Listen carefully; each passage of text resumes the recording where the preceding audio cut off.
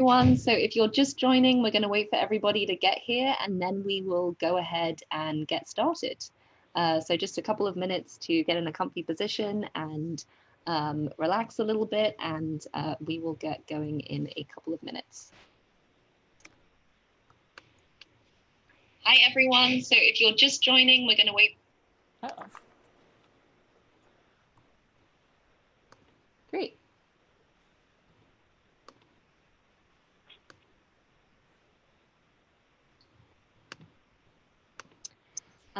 So for those of you who are just getting here, we have pivoted to the webinar format because, as you can imagine, there is a pretty big demand for this topic at the moment. So we're going to go ahead and get started in a few minutes. Please feel free to begin to introduce yourself in the chat, say where you're calling in from.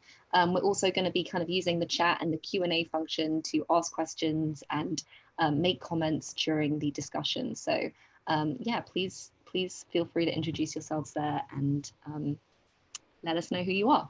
I can begin by doing this.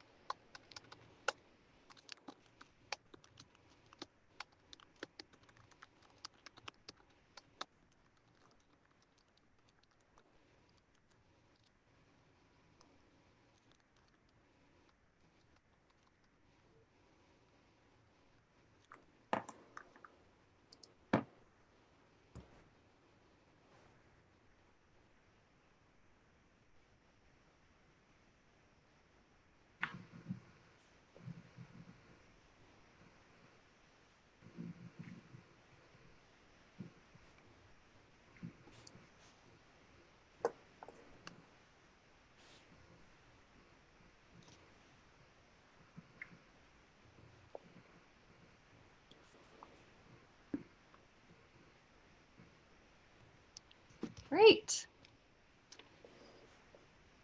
Okay, wonderful. Great to see everyone. So for those who don't know, I am Imogen Fairbairn. I manage programs and chapters at Arttable. I'm here if you have any programming suggestions or any need more information about Arttable membership. I know that we have quite a few people on this call today, so I'll quickly just say that Arttable is it is an organization for women working in the visual arts and those who identify as women working in the visual arts. If you're not a member and you are and you do identify as someone who works in this field, please reach out. We'd love to have you join our community. We're a national network, and you know, we have our members call in from all parts of the country. This event is part of our review series, which is really to kind of readdress you know, how museums are reopening, but also reimagining some of the work that they do. And when I say museums, I mean not just museums, I mean institutions, art spaces, the market, etc. So I'm thrilled today to be able to host the Future of International Storage, Travel and Care for Collections. We have three fantastic panelists today, and Jessica Porter, the Lila Harnett Executive Director of Arttable, will be moderating this discussion. And she has a little bit of art handling expertise, so she's kind of the perfect person for this role. I would the other kind of members of, I'm not going to give their full bios, but I'm just going to quickly say that we have Melissa Osterwind, who is the CEO of SRI Fine Arts Services. Jacqueline Cabrera from Cabrera Art and Management, and Sydney Briggs from MoMA in New York. So a really great set of expertise here, and I will be sharing the link to the site if you'd like to read more about each of our panelists today. The other thing that I would note is that we are also streaming this on YouTube. So if you know someone that can't get in or want to kind of share a link to your co-workers, I will also post the YouTube link in the chat as well. So on that note, Jessica, I'm going to hand it over to you. Great. Thank you, Imogen, and thank you, Melissa, Sydney, and Jacqueline, for joining us today and offering your time and your expertise. We are going to jump right in and get started. So I know something that is on everyone's mind is reopening. And I think that that's true for no matter where you are living. And we have a number of people on this call.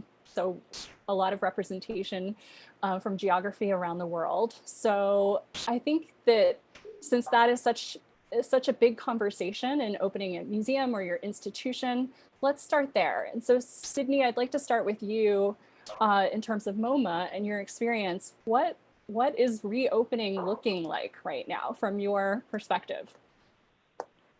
So thank you everyone for, especially our table and Jessica and Imogen for inviting me to participate in this discussion. As you can imagine, in New York City, we were hoping to move into phase 4. That is when museums were basically being allowed to open. Unfortunately, the governor, out of an abundance of caution, decided to phase that whole process in much more slowly. So museums are not at this time allowed to open. And therefore, we don't really have, I can't really speak from a point of view of actually having opened, being a part of opening the museum. But MoMA, as many other institutions in New York City, we are in active preparation for when we are given the okay. Fortunately at MoMA, we have a crisis management team that is quite extensive, and it has been in existence since 2010. It is comprised of senior management and our chief operating officer, and definitely representation from registrar. It's cross-departmental, cross-museum, so that we have input from our security staff, registrar, art handling, creative development teams, our communications teams, our conservators, all of the different people who would be a part of really decision-making and would be affected by any particular emergency or crisis situation that we have.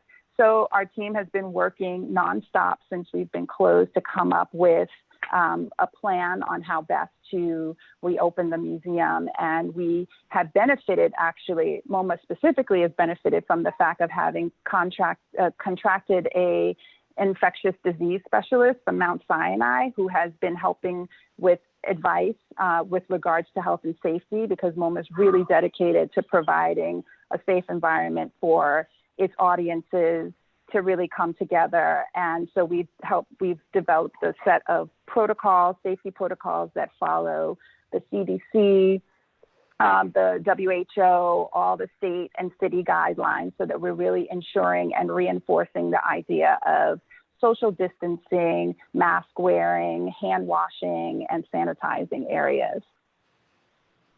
Great. And Melissa, how is that working out from your perspective? Because you're dealing with not just this country, various stages of reopening, but also international shipping. How is that working for you? It's been crazy. I mean, when we say, you know, how is reopening going? I mean, we really never closed. We, you know, sent our administrative staff home in March with the stay-at-home orders, and we did take our trucks off the road for that period of time. But our client service representatives were working with clients who had pieces and shipment, and even just referring to people who were storing with us. Our warehouse never closed its doors.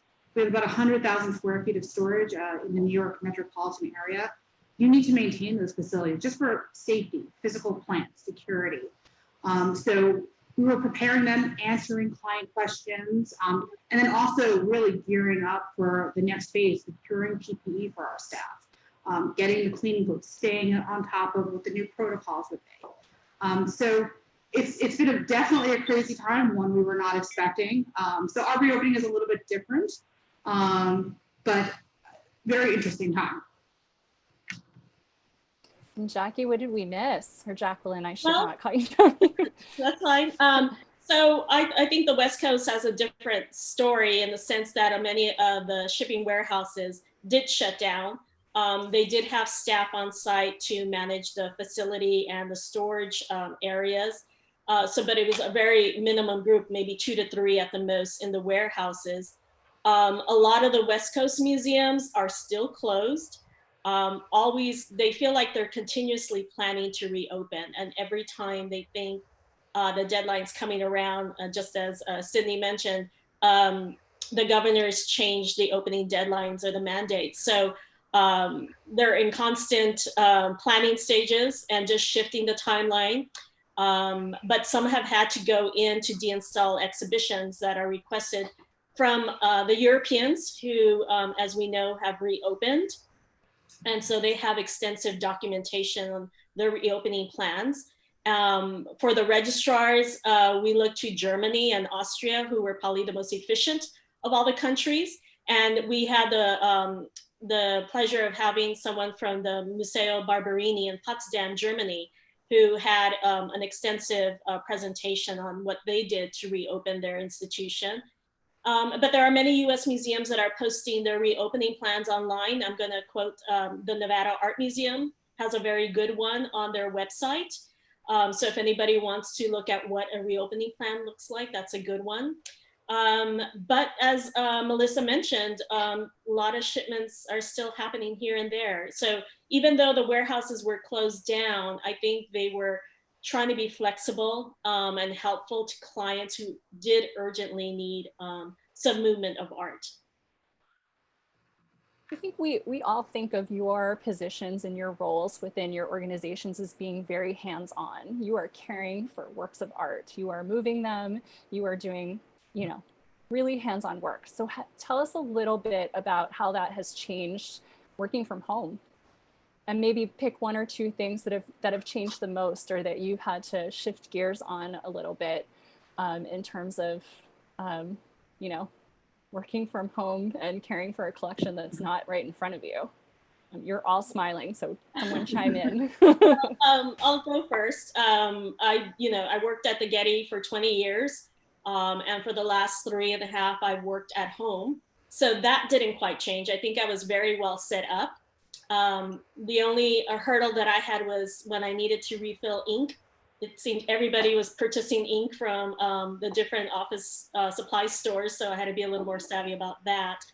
The one thing that has dramatically changed for me is that as a contract person, I was working on courier trips, installation courier jobs, and traveling exhibitions.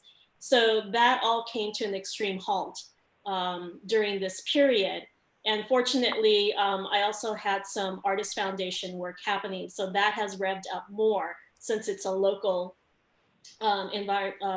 job for that perspective. But I've also, in regards to my personal experience, I've been doing a lot of bookend courier jobs for institutions, mostly in Europe, who are unable to send their staff to LA to either pick up or drop off something. So that's been the shift for me. So I don't foresee me traveling until there's a vaccine. So I'm enjoying the time I'm here at home and just readjusting my schedule. But I do know it was a different story for everyone else who actually went into an office. Mm-hmm. Yeah, so I would just jump in on and say that from working within an institution like MoMA, obviously in the first weeks of all of this happening, our immediate shift was towards stopping shipments because we needed to get control of our shipments. So we had to redirect them to safe spaces. We needed to secure our artwork on site. So I'm saying all of this to say that in the early moments, you have a lot of activity, right? We're all doing so much, even though we're shifting to a home office, we're still extremely active and not foreseeing such a long closure. We just expected it to be quite short. And then as time went on, we realized that we needed to address the fact that we would be gone for such a long period of time. So we part of what ended up happening with our crisis management team, together with them, we developed protocols for how to maintain the facility when most of the people are gone. So we shifted to what we called a virtual walkthrough, which was done by our registrar staff, registrar, conservation, security, and the head of our exhibition design staff. And they organized like twice a week, someone would go through. There would be a specific designated person who would go through and check every location to make sure that things were consistent, nothing was changing, so that we could respond to that if that happened. I have to say that the true heroes of this whole period for us and for our institution is our security staff, because they have been on site the whole time. regardless of their personal anxieties about the disease, they were the people who were our true first responders in this particular case. So it's like always bravo to those people who have really like stood in the gap for us in terms of really taking care of our collections and our facilities. And basically the staff has been responding to those walkthroughs. Luckily, nothing major has happened for us. And we also have kept up a relationship with all the vendors, trying to find out what their status was, whether, when they were comfortable to reopen. We've been staying in touch with our sister institutions to deal with exhibition planning, because many exhibitions have had to be extended or postponed in the worst case scenario, but mostly extended. And we've had to stay in contact with them. And as a result, also talking with our lenders and borrowers about trying to make sure that they're okay with those extensions as well. So it's been a lot of telephone work. It's a lot of what we do already, but with these extenuating circumstances. And I just want to add that I think what Sydney just described is what many registrars and collections people have been doing within their own institutions, not only in the US, but in Europe as well. And I think one thing that's maybe really different that no one really talks about is the family responsibilities that people have when they're working from home. So I'm sure that's a big change on what's going on. And we have to remember that the artwork is either in storage or securely hanging on a wall. So in this environment, in this pandemic, it wasn't so much that we were worrying about the art. In this pandemic, we're worrying about the staff first, which is unusual from other, disaster planning scenarios that we've had in the past. So. And, just to bounce off of that, that's really what's changed for us. Most of our staff are really public facing, especially art handlers who are servicing galleries, museums, private collections. So once, quarantine hit and we're in the stay-at-home order, a lot of our focus went in on, what do we know about this? And that's really evolved over time. New York City was hit first. And, I think everybody just kind of banded together to the best of their ability to figure out, what should we be doing? How should we be handling this? How do we protect our staff? How do we, mitigate risk here? And I know, like for us, it was securing PPE. It was following CDC guidelines. I mean, at first, I think people were concerned about freight. Could it touch something? If something was in, do we need to quarantine things as they came in? And then that sort of moved away as we realized, like, it might be the risk of the person who's delivering the art asking you to sign the waybill. So it's been a really iterative process through this, and you just really need to stay on top of things. I know many institutions, there's probably some volunteers on this call who work with the Art Service Workers Safety Coalition. Who really, I think it was a prime moment for the art world where people from all walks of the art world came together to put together standards for PPE and protocols for handling of the art. SRI was a part of that. It was great. And a lot of that attention was focused on that during the time we were home and trying to figure it out. It's what does happen once you reopen. That's true. That's true. And also, I just add on, it's also this continuity of operations and how do you pivot, right? How do you take an industry in which we're all public facing and then suddenly we have to pivot to being home, and what does that mean? And many of us were not really prepared for this kind of emergency. So it's some of what has come out of this is more fully fleshed out emergency preparedness programs. And I know that ARCS has a really fantastic team that works on emergency preparedness.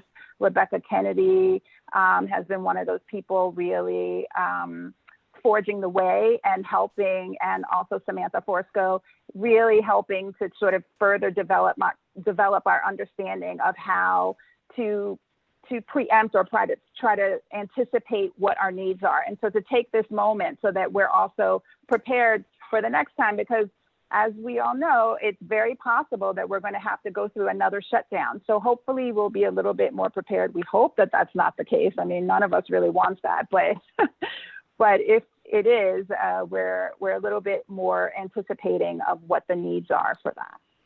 Sydney, I'm so glad you brought that up, because I think a lot of registrars and collections people have had trouble with their institutions to actually sit down at the table and really deal with your disaster plan on an annual basis. And so I think that's the silver lining in this environment. And you named some great people there who have really contributed to providing resources for the museums online. And Becca Kennedy in particular has done an amazing job on her own group and on Twitter of providing resource pages, etc. So yeah, thank you for mentioning that, Sydney. That was a really good point. Jacqueline, you mentioned something earlier about some changes for you in terms of courier work. Yeah. And could you talk a little bit about how that's changed for the industry since COVID? Yes.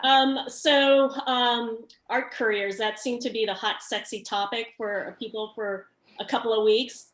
And so there's been two different groups of registrars who have been talking about what does a courier look like during this pandemic period. So we wrote up a document that is posted on the Registrar Hour and on actually various other websites have integrated. For example, the Art Service Workers Safety Coalition has integrated into their universal guidelines.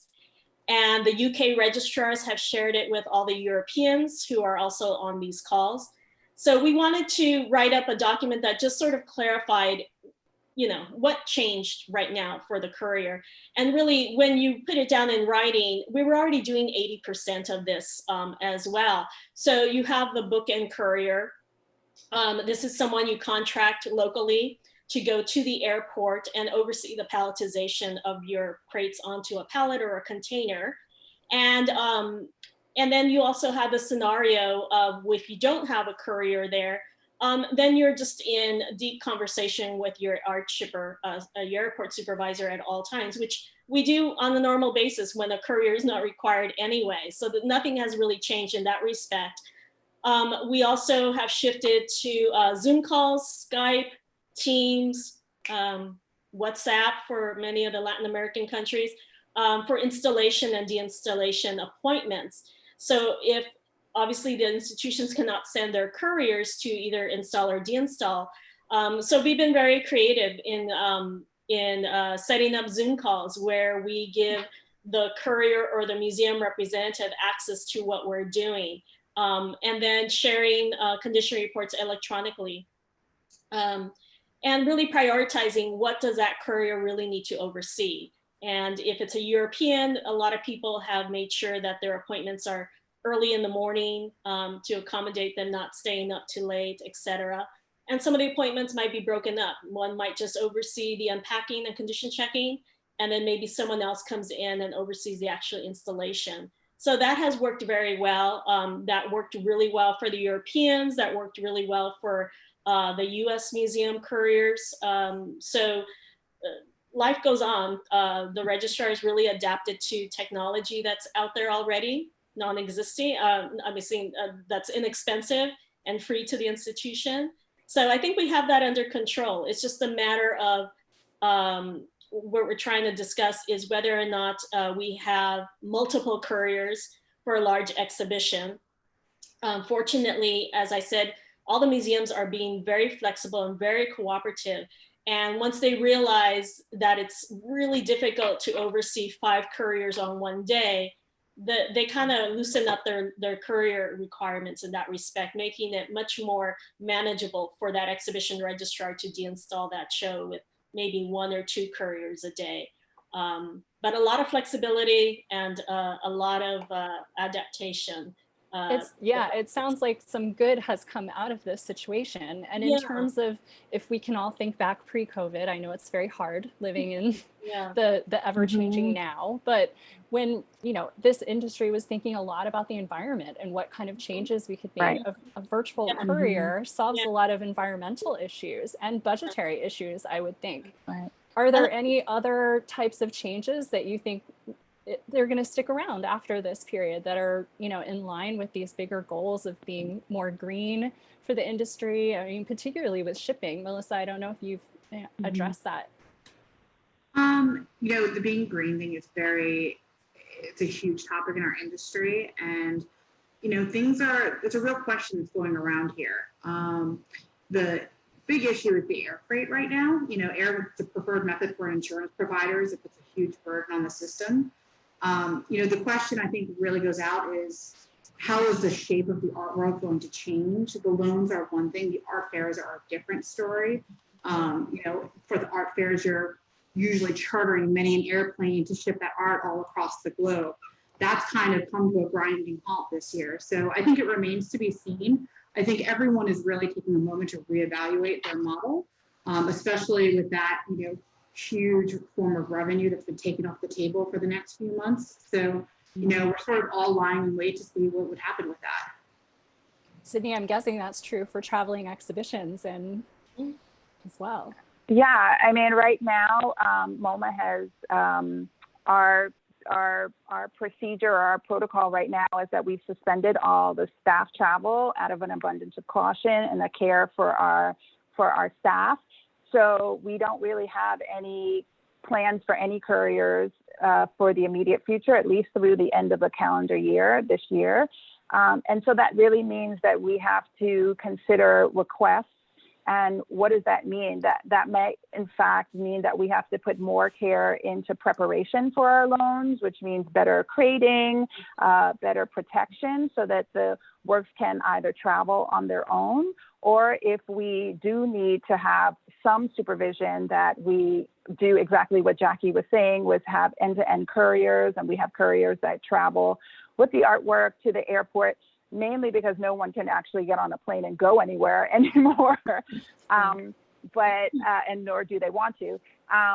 But to have the end-to-end couriers, or actually the other option is third-party couriers, which is, you know, assembling a list of people who work in the particular area where the loan is going, that you have trusted professionals that that you can at least have be your eyes and your ears, or whatever, your hands, while if we're not able to do that.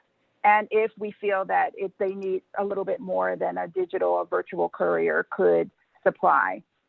So those are things that are being really dealt with on a case-by-case situation, because everything is changing so quickly every time.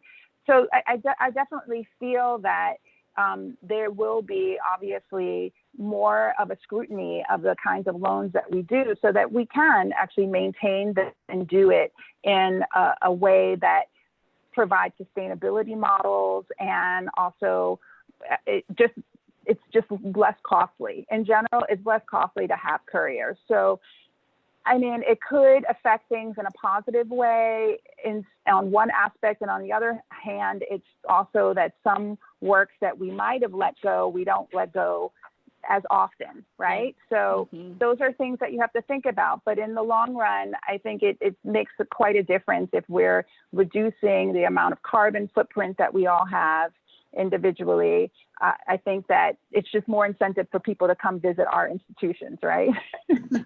I agree, Sydney. And I think also many major institutions have halted their courier program till the end of the year. And just as Sydney said, are really scrutinizing why would this object have needed a courier in the first place, which is good for our profession, I think. But you have to remember that the amount of artwork that traveled with couriers is this small. And Sydney, what was the statistic that you gave us for the fall of 2018? Right. So for 2018, for the fall, and we had about 103 loan requests that came in, and 21 of those were approved, and about 5 of them didn't require a courier at all. While we did have 16 couriers, it could have been, I don't have like exactly why those particular loans went through or where they were going, but it could have been the distance that they were going, and as well as the fragility of the artwork, or the need for installation support, which we couldn't depend on at that time. But now it's also that we could do installation support digitally, just really communicating through chats, which we've been experimenting with. We've had really positive experiences with that. So that also allows us to reduce the amount that we need to be present. So, as you can see, museums are being flexible and adaptable to the institution, but I think in the long term, the human courier is not going to disappear. And it really ties back into the insurance. The insurance industry really looks to the registrars for best practices to making sure that artwork is safely transported around the world. And we all know that a human courier at a cargo shed has the ability to stop a damage from occurring versus not having a human courier. So we have to always remember that insurance is going to play into this. So human couriers will come back hopefully after we get a vaccine, but I think it might be in a lesser amount than we normally have experienced in the last few years. But in addition also, and I think Melissa can add to this, there's very limited wide body flights occurring right now. Correct. And recently colleagues on the East Coast and in LA were dealing with the fact that they had loans in Sydney, Australia, and then Qantas announces that they're removing all international flights. So they were running around trying to get their loans out of that country. And I think we're going to see a little bit more of that from the airlines. In addition, cargo flights are also on a very limited schedule right now, which many large traveling exhibitions use. And then trucking, as Melissa mentioned, especially if there was a courier requirement. And not only estimates, I think, Melissa, we talked about this the other day, where registrars are trying to plan for the upcoming year or two. And the estimates you guys provide now, are they really tough right now? I absolutely agree. I mean, right now, air freight, has been out of control in the last few months. Jacqueline, you hit the nail on the head. It's a supply and demand issue. The flights that are in the sky are not what they were pre-COVID. And we are all competing not only, against each other, but also for the world's commodities to fall into place. And that's been tough, especially when institutions are requesting their budgets. For us, we used to pre-COVID know, JFK to Cologne, it was one set rate. It was a multiplier on the cost of air freight, no problem. Now, those prices change almost daily. And when you're trying to prepare for an exhibition that might be happening in the fall or the winter, sometimes you're like, this is good for 30 days. It might be good for 2 weeks. We're really, and I think everyone is really understanding of that right now. We're not sticking our heads in the sand and understand that this is a very, very difficult situation. Similarly, domestically, because the response in the U.S. has been from a state side, not necessarily a national response. Mm-hmm. And by virtue of the huge geography of the United States, it's been really difficult figuring out, how to move things across spaces. I was speaking with a colleague in the industry, and he said, doing shuttles is sometimes tough because it's sometimes hard to find someone who wants to drive into the heart of Miami right now. Yeah. So it's tough all around. And when, you have colleagues from Europe who are calling to say, well, landing something in New York right now might be very different than landing something in Los Angeles, and trying to move that around. So, we're doing our best to work with our clients. And I think, they are very much living in reality about what the situation is in the world. Do I see a big change in the airfare freight? Probably not for a few months. We are living in a tough world. The restrictions on the US are tight worldwide. The flights the airlines know they're not making money, so they are costing it out on the air freight side. So, we're just doing our best to try to give people realistic estimates and then, cross our fingers and hope that things go down and settle down. But I do think people are receiving some sticker shock.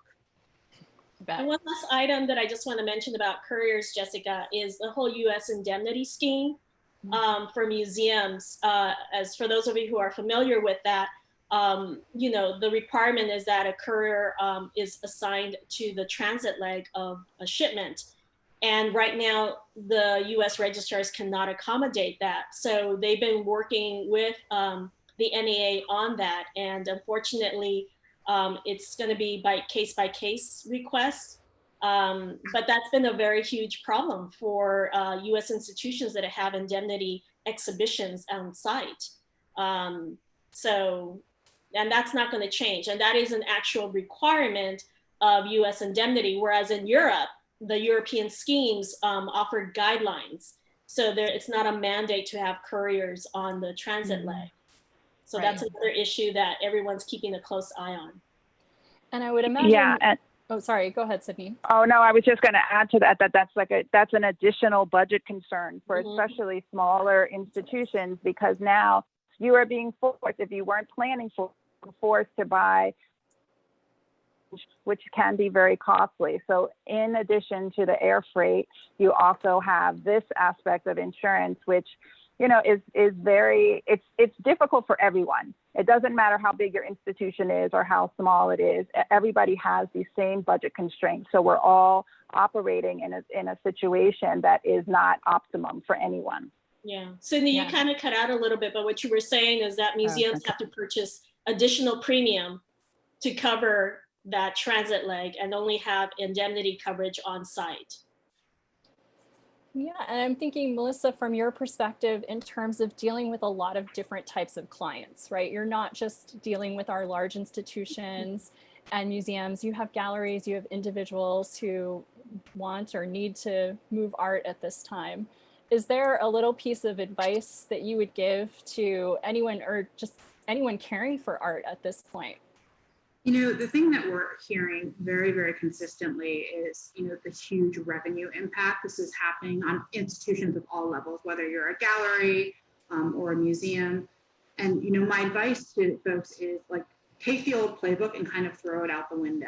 I had a very good personal friend who works in the industry on the West Coast, so I have no dog in the fight, you know, was talking about giving, having to revise her budget, and she was very concerned about losing staff members, you know, and, you know, in talking to me late one night about this, I said, well, you know, I know you pay for storage, like, why don't you cost that out? Like, the worst case scenario is maybe your current vendor might lower your rate.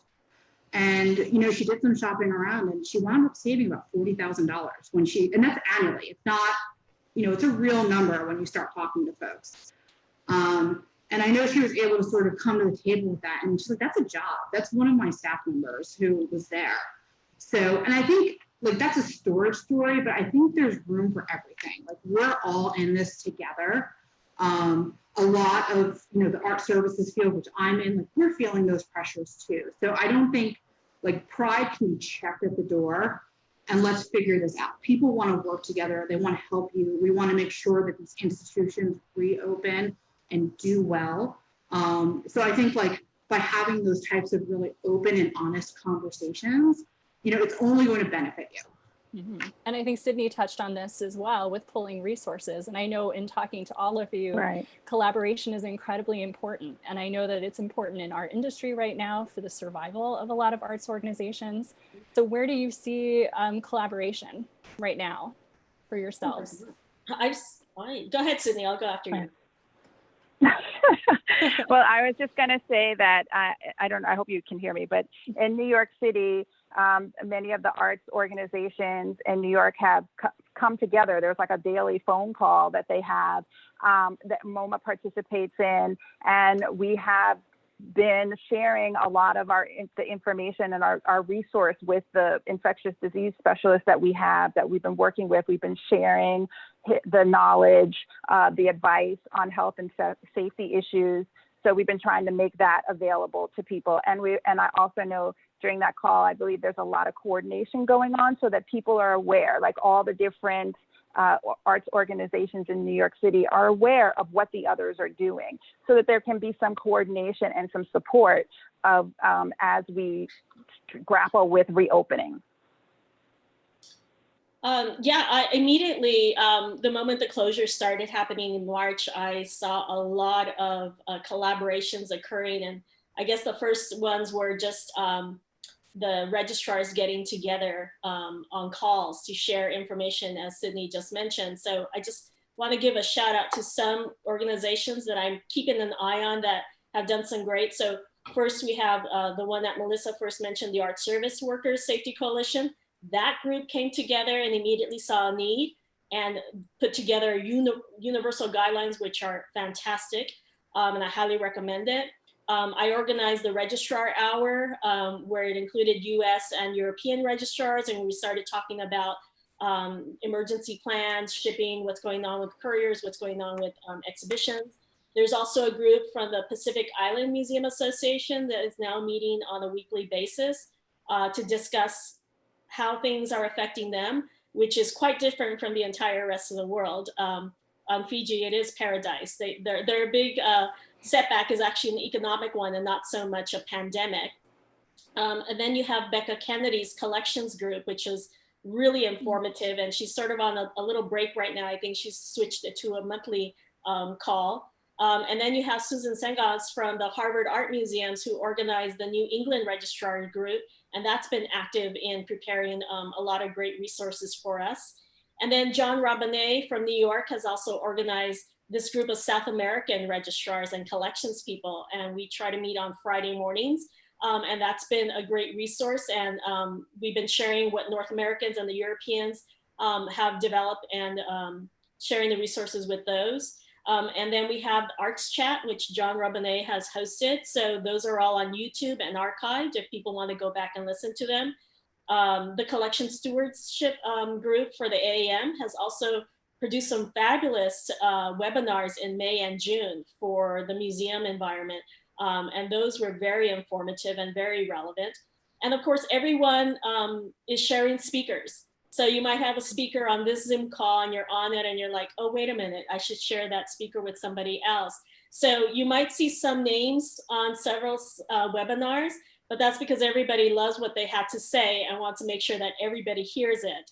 And then online resources. All these organizations that I've named have made a really good resource page on their websites. So some of the items are repetitive, but it's just to make sure everybody gets that information. So I think we're more connected now than we ever have been. And we all keep saying, why didn't we do this before?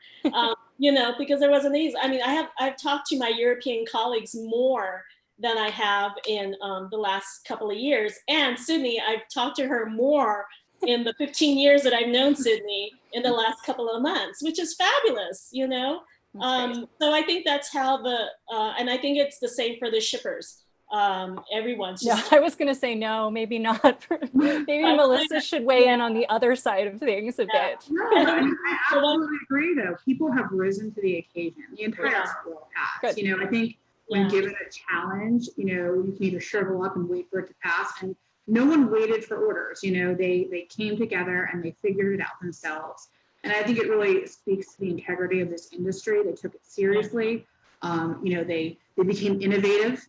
You know, and logical, and you know, that's what we do in our jobs anyway. Yeah. So I think it really challenged all of our skill sets, and we rose to that occasion. Absolutely. Yeah, and the shippers organized themselves with the group For the Love of Art. So yes, Anna Tribeca from SIT in Madrid came together, and that call and those webinars are combined of like 15, 20 different shippers from around the world. So. That's amazing. Yeah, so I was just going to say that at the end, at the basis of all of this is just really a recommitment to good communication, right? Because that really is the basis of our industry, is just being able to talk out what you're trying to do. And essentially, when you really hash it all out with a person, it makes it much more easy to deal with and to navigate and to manage any of these challenging situations. Yeah, that's wonderful. And that is a good note to turn to our audience for some questions that I know people have. I know Imogen has been managing putting some of the resources into the chat, but I imagine there are some questions in there as well. If Imogen is going to come back on and make sure we get to those. But before we do you have any last minute advice, things that you just want to get out there? I know we covered a lot, but. Yeah. I think Sydney wrapped it up really well. Communicate. Yeah. Communicate, communicate. Great. Imogen, questions? What do we have? Yeah, we have a great question from Randy Rosen. And Randy wants to know, can you address any things that one should keep in mind in sending an artwork Federal Express to Shanghai? This feels like a very specific. This is very specific, Randy. I love it. That's feels like an right there. a friend moment. This quote is only good for 24 hours. No, I'm just kidding. Are there any protocols? Well, maybe we can make this kind of a general question for potentially some of our members and audience members who have maybe smaller businesses or are dealers or running independent. It's a good question. I mean, we've also been dealing with this for Art Table's auction, like there, these one-off types of things. It's a great question. Did she state what kind of artwork? That's the most important question to ask. Yeah, very important question. He just says small artwork. And are there any protocols one should be aware of in advance, or is this an ordinary FedEx ship and receive? So I don't know if you know any kind of trends in. So I'm going to answer as a registrar who likes to implement best practices. I would not send a piece of artwork via FedEx to Shanghai. That is correct. The risk of damage is so high that I'm not even sure your insurance company would cover that transit leg. That's all. Correct. And FedEx has its limits. FedEx will have its limits. It's also, I mean, we do this for a living, so this is not to say, oh, you need to use an art shipper in every instance. Yeah. But there's no, as you see people loading things at an airport, things are being tossed onto those FedEx planes. The risk for damage is huge. If it represents any significant value and even personal value, like people sometimes forget that, like it's not that expensive, but it's very precious to me. It's really great to contact a shipper. They'll make sure they pack it for you appropriately. They can track it, and you'll have some peace of mind. So, yeah, the general rule for us is we don't advocate for FedEx. Not because if I want to send documents, FedEx is your person for sure. They will get it there. But your artwork, just leave it to the professionals. Yeah. I would.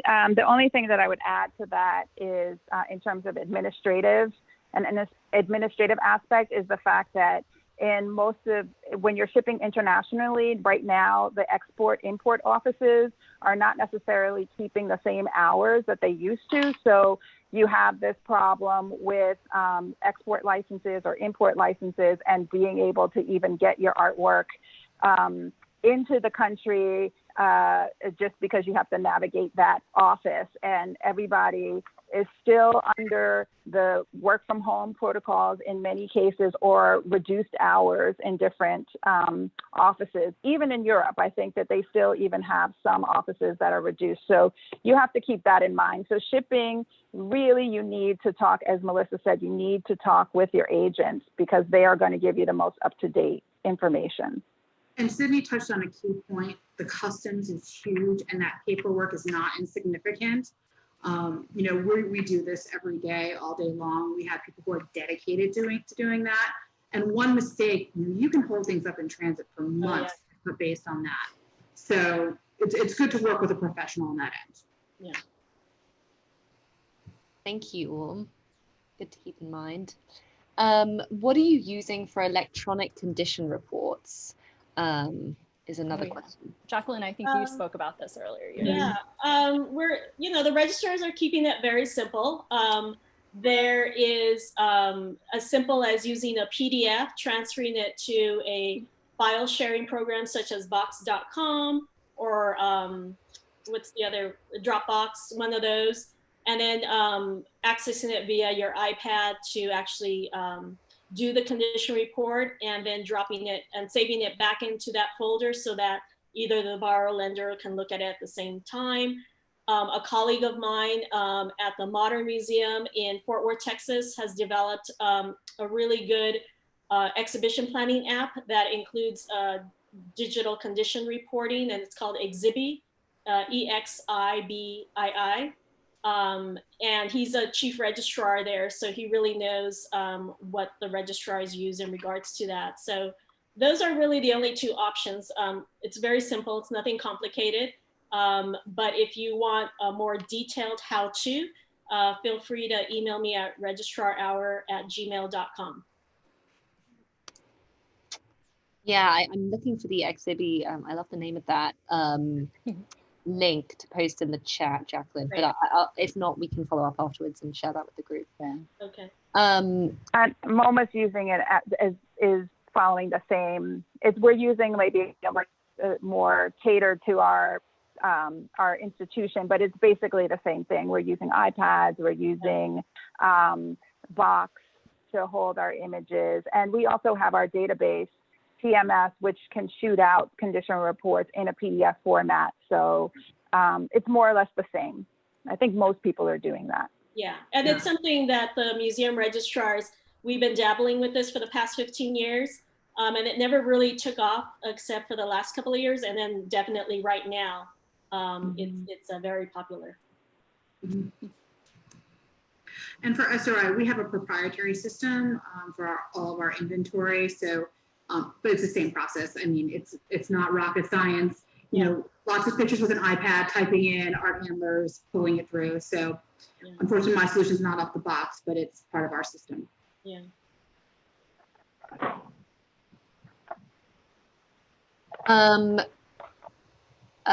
We have another question from Shari Felty, who says, and apologies if I say your name wrong, I'm hearing that it is possible to work internationally by finding trusted destination staff and practicing the virtual overseeing. Could you describe a practice school that made you feel most confident about remote installation? What should happen on this practice school? I'm sorry, Imogen, I didn't really hear that question very well. You were breaking up. Oh, sorry about that. Shari Felty wants to talk about sort of international, so installing from another country, I suppose. Could you describe a practice school that made you feel most confident about remote installation? What should happen on the practice call?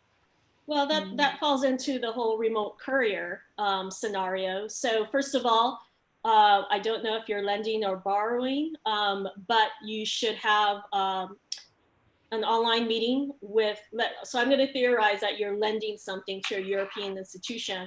So you should request a call, such as a Zoom call, and talk about your object. Talk to them about what the art handling aspect of it. Are there any precautions that need to be made aware of? Talk to them about how you're packing the piece. So once again, communicating as much information as you can to the installation team, and then find out who's going to be assigned to your piece. And it's a trust issue as well.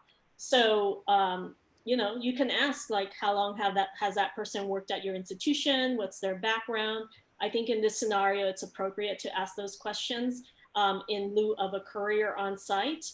And then whatever device or app you like, are you comfortable with Zoom? Are you comfortable with Teams or WhatsApp?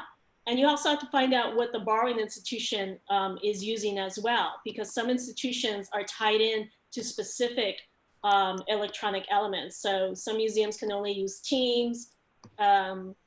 I think national museums are not allowed to use Zoom. So you need to have that communication and ask them, first of all, what's the capability technology-wise? And then if you're the US lender, you have to be very flexible about your time, but they themselves also have to be good about allocating your appointment time so that you're not getting up at 4 a.m. in the morning to oversee this online. I hope that helps. And also just people should be aware that the virtual courier aspect just takes much more time than if you are standing there yourself. So you really need to allocate enough time to go through the whole process, because it's not going to be as fast as it would be if a person was standing right there. And you should definitely also agree on protocols for how, if you don't have enough people and a person has to put a camera down, that the work stops, because you need to be visibly seeing what is happening at all times. You don't just put the person down and forget about them and go and do something. So all of that needs to be really communicated very clearly. Yeah. And once again, you know, the more you communicate beforehand, the easier the actual call with the art handlers will happen. But a lot of registrars have already experimented with this. A lot of the Europeans are used to this now because this is how they're getting their US loans in or out. Great, thank you. And Shari Felty also said that she is making a rubric for this, so that might be something that you want to incorporate on the registrar hour. So those are all the questions that I see in the Q&A. We're almost at time, so it's perfect. Time. If Amazing. I think we have time for potentially one more question if anyone wants to go ahead there. Although I think I'm just re-scouting the chat. Yeah, I did that as well. I don't see any. This is great. Thank you all again for your expertise and just spending some time with Art Table and everyone here to share what's been going on, and certainly good luck. It sounds like you're already doing all of the collaborations and pulling your resources and doing everything that you need to move forward. Thank you. Thank you so much. Thank you. Of course. Thank you. Yeah, been great. Thank you, everyone. This has been fantastic. Thanks. Thanks, Imogen. Bye. Thank you. Bye-bye. Bye. Yeah. Bye.